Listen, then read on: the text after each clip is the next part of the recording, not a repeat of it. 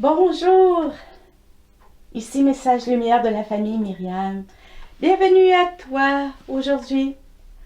Bienvenue à toute la famille de Message Lumière. En ce beau samedi du carême. Comment va le carême? On n'oublie pas l'orientation de notre sœur Suzanne. On fait tout avec amour. Et quand on oublie, bien, on se reprend. C'est comme toujours. Aujourd'hui, le Seigneur nous parle par une belle parabole. Une superbe parabole, peut-être la plus belle. Selon Saint Luc. En ce temps-là, les publicains et les pécheurs venaient tous à Jésus pour l'écouter. Les pharisiens et les scribes récriminaient contre lui. Cet homme fait bon accueil aux pécheurs et il mange avec eux. Alors Jésus leur dit cette parabole. Un homme avait 2 fils. Le plus jeune dit à son père, « Père, donne-moi la part de fortune qui me revient. » Et le père leur partagea ses biens. Peu de jours après, le plus jeune rassembla tout ce qu'il avait et partit pour un pays lointain où il dilapida sa fortune en menant une vie de désordre. Il avait tout dépensé quand une grande famine survint dans ce pays. Il commença à se trouver dans le besoin. Il alla s'engager auprès d'un habitant de ce pays qui l'envoya dans ses champs garder les porcs. Il aurait bien voulu se remplir le ventre avec les gousses que mangeaient les porcs. Mais personne ne lui en donnait.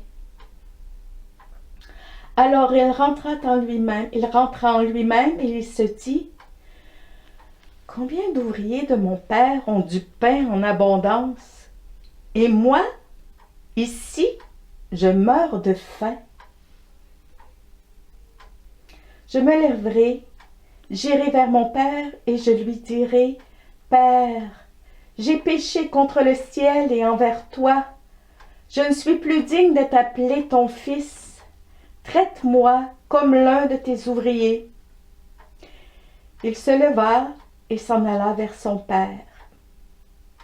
Comme il était encore loin, son père l'aperçut et fut saisi de compassion. Il courut se jeter à son cou et le couvrit de baisers. Le fils lui dit, « Père, j'ai péché contre le ciel et envers toi. Je ne suis plus digne de t'appeler ton fils. » Mais le père dit à ses serviteurs, « Vite, apportez le plus beau vêtement pour l'habiller. Mettez-lui une bague au doigt, des sandales aux pieds.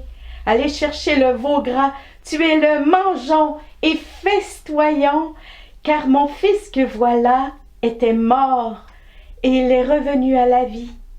Il était perdu et il est retrouvé. » Ils commencèrent à festoyer. Or, le fils aîné était au champ. Quand il revint et fut près de la maison, il entendit la musique et les danses. Appelant l'un des serviteurs, il s'informa de ce qui se passait. Celui-ci répondit, « Ton frère est arrivé et ton père a tué le veau gras parce qu'il a retrouvé ton frère en bonne santé. » Alors le fils aîné se mit en colère et il refusait d'entrer. Son père sortit le supplier, mais il répliqua à son père, « Il y a tant d'années que je suis à ton service sans avoir jamais transgressé tes ordres et jamais tu ne m'as donné un chevreau pour festoyer avec mes amis. Mais quand ton fils que voilà est revenu après avoir dévoré ton bien avec des prostituées, tu as fait tuer pour lui le veau gras. » Le père répondit, « Toi, mon enfant, tu es toujours avec moi, et tout ce qui est à moi est à toi. Il fallait festoyer et se réjouir, car ton frère, que voilà, était mort, et il est revenu à la vie. Il était perdu, et il est retrouvé.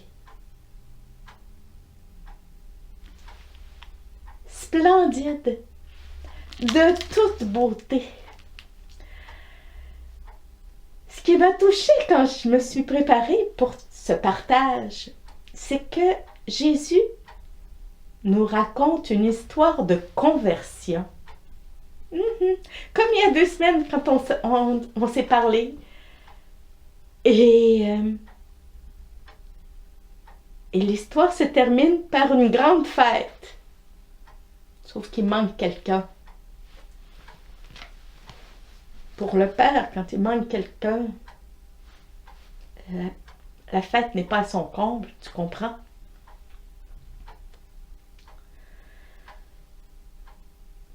Nos amis, les pharisiens, qui sont encore gonflés, ils sont satisfaits d'eux-mêmes, ils sont ignorants et méprisants des autres.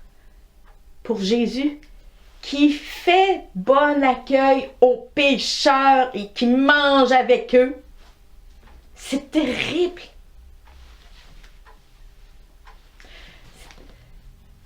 Que Dieu nous garde d'une attitude méprisante pour qui que ce soit, même le plus grand pécheur, celui qui semble le pire homme de la terre. Que Dieu nous garde d'être méprisant pour lui.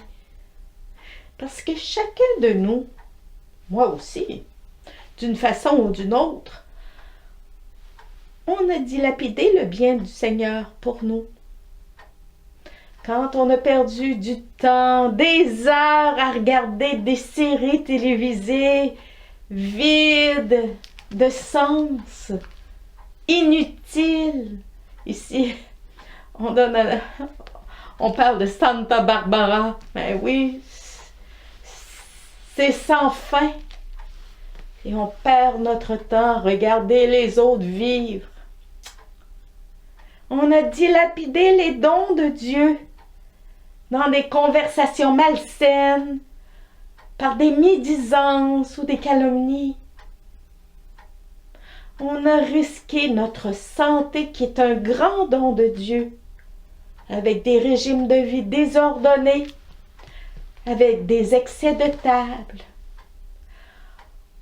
On a négligé notre devoir de louange, d'adoration. Moi j'ai découvert ceci, en étant distrait pendant la prière. Je suis devant le Seigneur et je pense à une bonne recette pour utiliser nos betteraves. C'est pas une grande offense, mais je perds mon temps. Quand le temps m'est donné pour prier, je divague dans des scénarios. On dilapide les dons de notre Dieu. Mais, chaque fois qu'on est revenu au Seigneur, nous avons éprouvé une si grande joie. C'est vrai.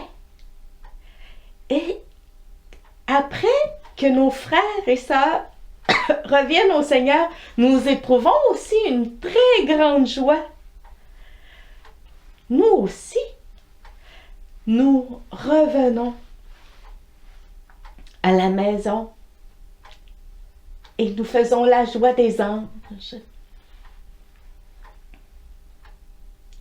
Dernièrement, j'ai eu une bonne nouvelle. Pardon. J'ai appris qu'une de mes nièces avait recommencé à prier. Quelle joie! Et quelle joie cette nouvelle a rempli le cœur aussi de joie. Mon frère, ses parents, ses grands-parents. Une jeune femme a recommencé à prier. Dieu est infiniment patient. Dieu est infiniment miséricordieux. Et il se réjouit du moindre mouvement de ses enfants qui revient vers lui.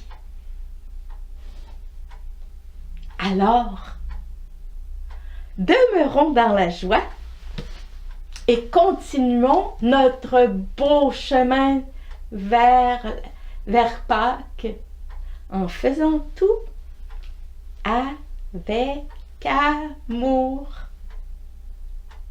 Merci de m'avoir écouté.